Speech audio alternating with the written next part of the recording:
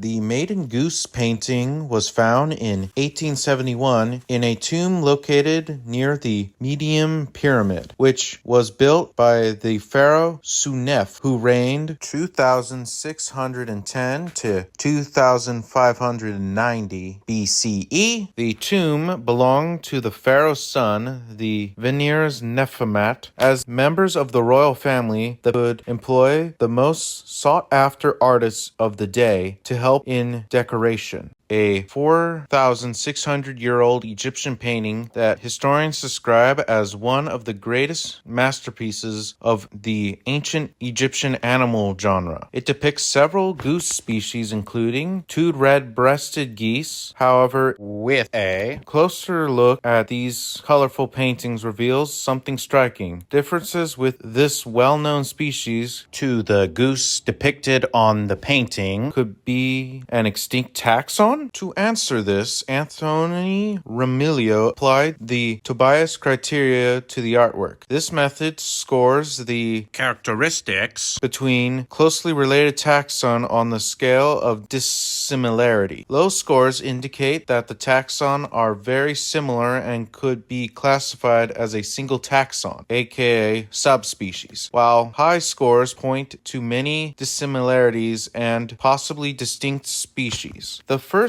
goose on the artwork showed low scores when compared to the gray-lag geese or the bean goose, while the second painted goose most likely corresponds to a greater white-fronted goose. The third species of the maiden goose, however, did not accurately reflect red-breasted geese. This raises the possibility that the maiden goose may illustrate a distinct yet now extinct goose population, though there are other possibilities that should be taken into consideration. 1. Unique artwork. The maiden goose is the only depiction of the rose-breasted goose in Egyptian art. This suggests that they might have been seen as rare variants and were later painted from artist's memory, which can explain the differences. Moreover, if the paintings represented an extinct taxon, you could expect independent artwork depicting the colorful bird. Number 2. The paper that other species are realistically painted, and hence we can assume that the red-breasted maiden goose is also realistic. First, this reasoning is contracted by the analysis of the first goose on the piece of artwork, which could be either a gray-lag goose or a bean goose. If the paintings were accurate, experts be able to tell the difference. And second, the other goose species on the artwork belong to the genus Anser, which is not known for colorful members. These gray geese do not leave much room for artistic freedom in contrast to the colorful patterns of the red-breasted goose. This means that the red-breasted maiden goose does represent an extinct species. Another clue might come from the fossil record or genetic analysis. Recently, a goose skull was discovered in Crete that is similar to the red-breasted goose. A morphological analysis of the skull might reveal whether it belonged to an unknown species that is closely related to the red-breasted goose. The genome of the present-day goose species might also hold a key to the mystery. Genomic analysis have uncovered signatures of hybridization events with now extinct species in the genomes of extinct species, a phenomenon known as ghost introgenesis. Given the high levels of hybridization in geese, extinct Egyptian species might have interbred with the red-breasted goose or another goose species. If so, they might be able to be found in genetic traces of these ancient hybridization events.